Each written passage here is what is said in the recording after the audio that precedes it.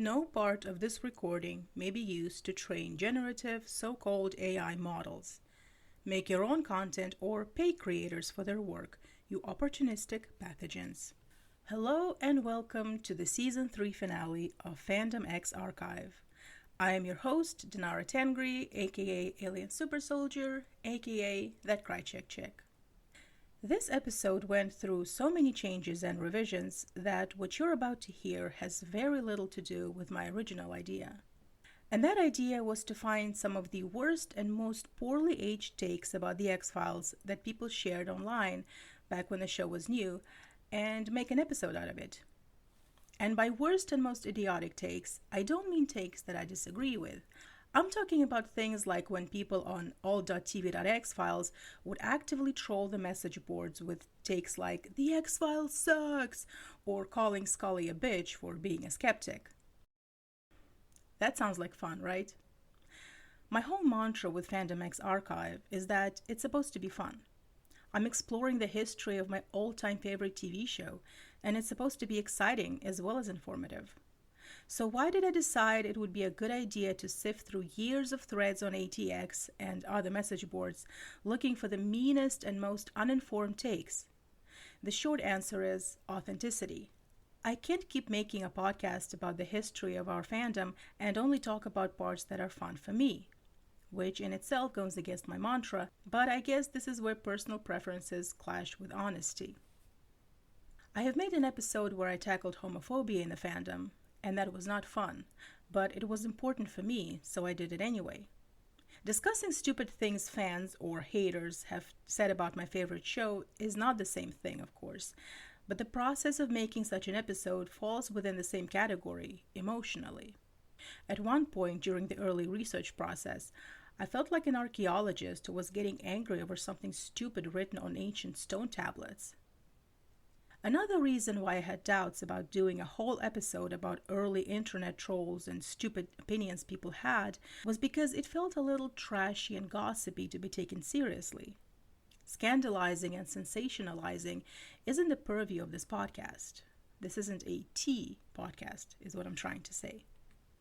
But that was when my pathological need to overanalyze everything and put seemingly shallow things into some larger historical context kicked in, and I thought that it would be fun to take all of those no-good, badly aged opinions from over 30 years ago and see what they can tell us about that particular time period. And all of a sudden, I was looking at a project that was too big for one episode to cover, for I was no longer interested in just the negative reviews and opinions. I was interested in conversations and attitudes that fans used to have in the early 90s, and how those conversations and attitudes reflected the cultural zeitgeist.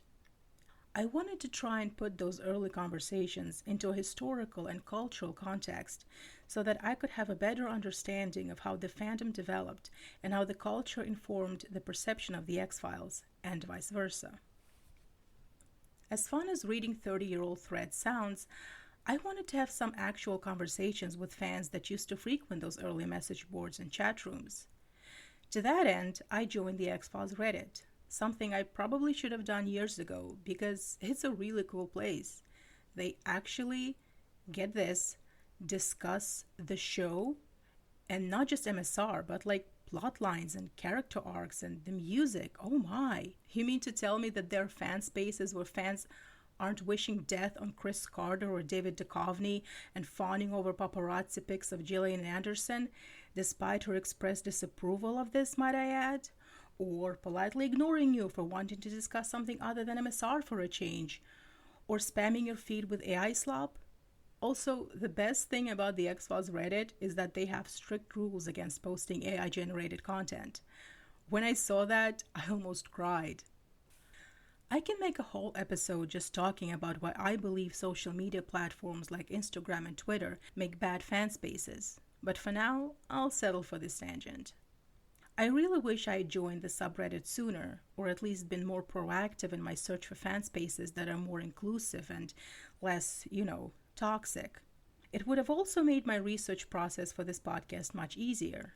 There are a lot of OG X-Files fans on that subreddit that are happy to talk about things like the X-Files marathons they used to run on Fox, and just talk about what it was like to be a fan in the early 90s.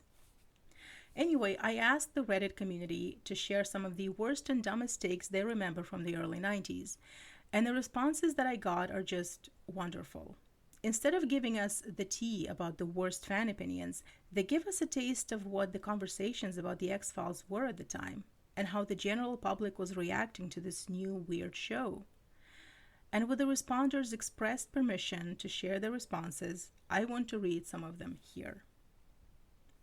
User Genocide Saddle writes, "Oh my goodness, I have a distinct memory of catching snippets of episodes while my parents were watching and being so intrigued, but they'd consistently shoo me away. So I started sneakily watching on the 13-inch rabbit ear TV in my room. During a rerun of Fearful Symmetry, I was busted, and my mom told me to turn it off and go to bed. I sobbed. I think eventually I worked myself up into such a frenzy, she told me to turn the TV back on. I was maybe 11 or 12. I just thought Scully was the coolest. Definitely ended up being a big motivator for me in pursuing higher education, although not in STEM or law enforcement. I would write down words I didn't know and look them up in a literal dictionary the next day. I skipped every Friday night school dance until the show transitioned to Sundays.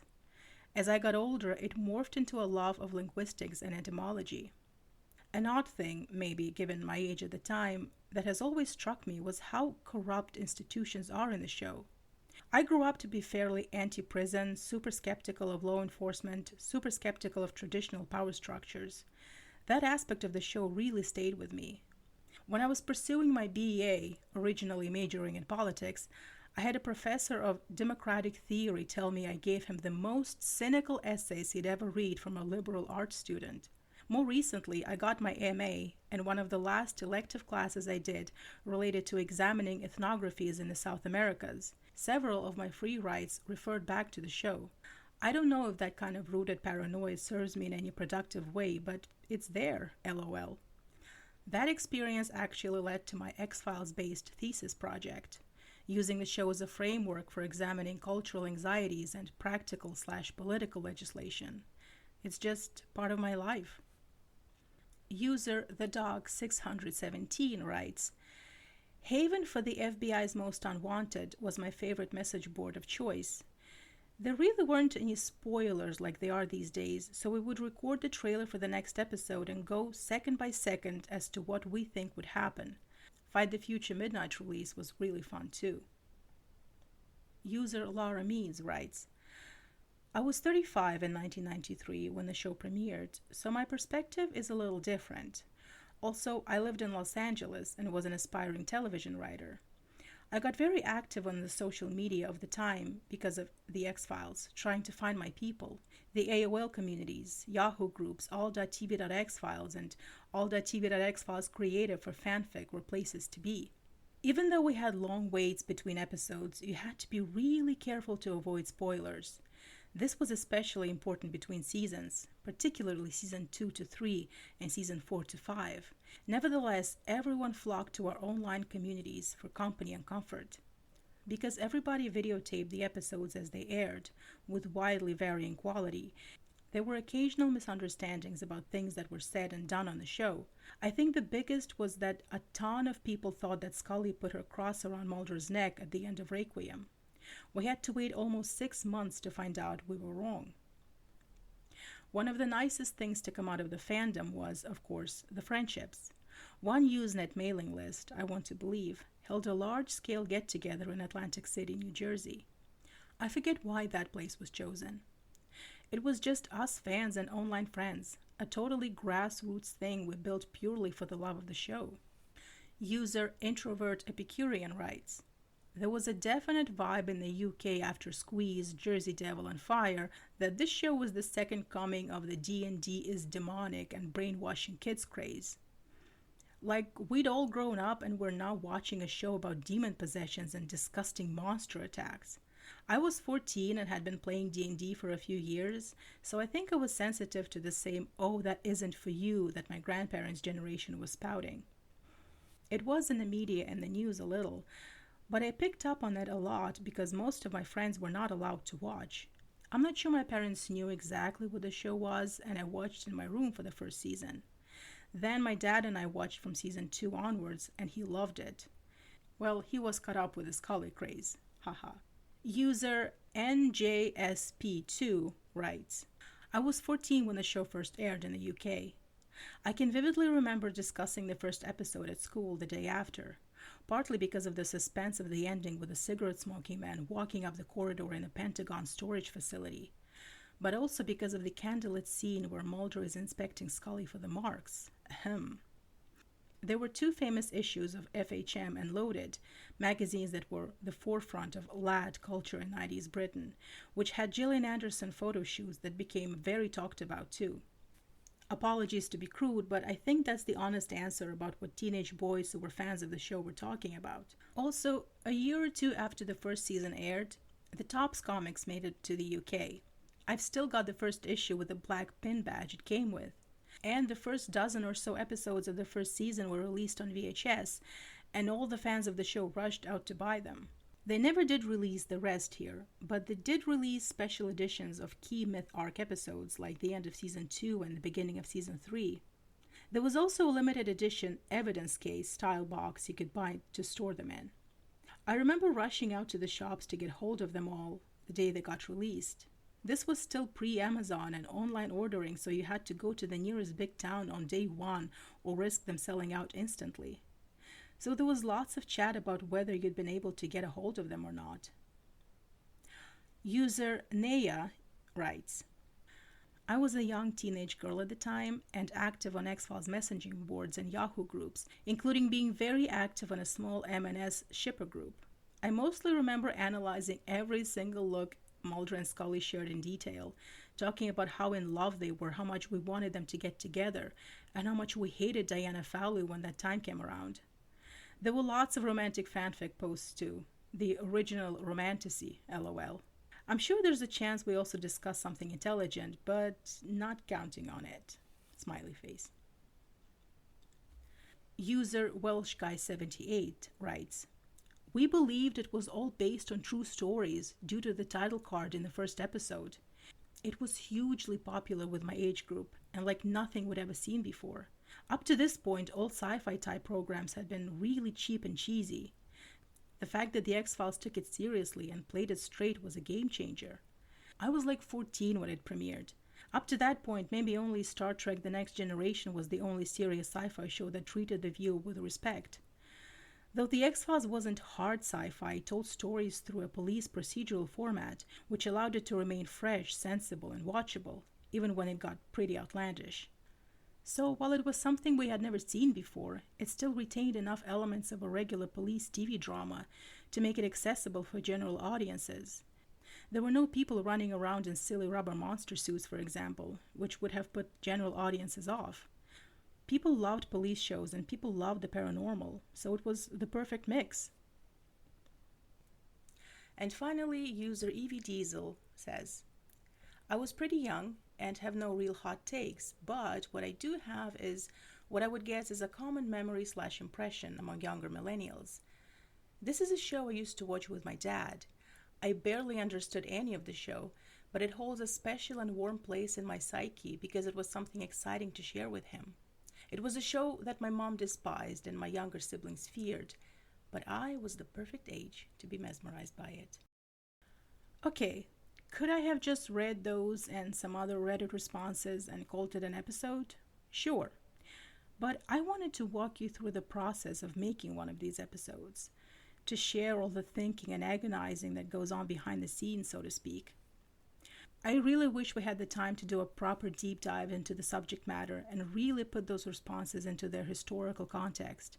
But, as I have said before, that would require more than just one episode. I guess we'll just add this one to the ever-growing list of topics we totally should discuss on this podcast. My own impression, just going by the things I have read and what I remember from my own childhood, is that people didn't really know what to do with the X-Files.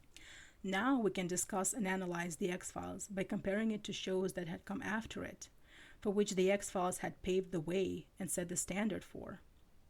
But in 1993, it must have been very lonely to be the only show on primetime television that dealt with liver-eating mutants and global conspiracies to suppress the knowledge about extraterrestrial life. Science fiction and horror were certainly not a new thing on television. But this show was different from Star Trek, the original Twilight Zone, or even Kolchak, one of the shows that was Chris Carter's inspiration, ironically. The public was not used to a male and female crime-solving duo where both parties were equal, and where the female lead wasn't reduced to being a love interest. This was a show that took fringe topics like alien abductions and urban legends and put them on every family's TV screen. The only show that one could compare The X-Files to at the time was Twin Peaks. But as I understand it, people had a hard time pinning down that show as well. And that's just what it was like in the US and Europe.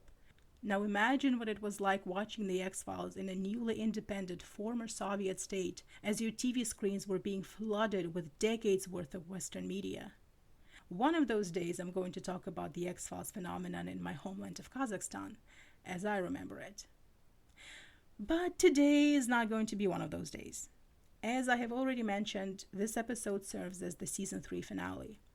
It wasn't something I had planned, but things have been changing pretty rapidly here in the real world, and the best thing I can do is adapt. The thing is, I'm going back to school in September, and I'm going to be studying full-time, so I won't have the time to work on the podcast the way I have been for the past 2 years, which is why I won't be able to produce a show every month. It's sad, but on the other hand, without the pressure to meet a monthly deadline, I will have more time to do more research and do even deeper deep dives. And if you thought that my writing was too academic before, you ain't seen nothing yet.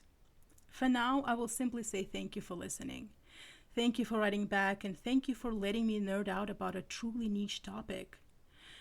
We celebrated this podcast's 2-year anniversary in June, which means that for 2 years I got to do something I love and share it with my friends. I also want to thank all of the Reddit users who have responded to my inquiry and let me share their answers here on the podcast.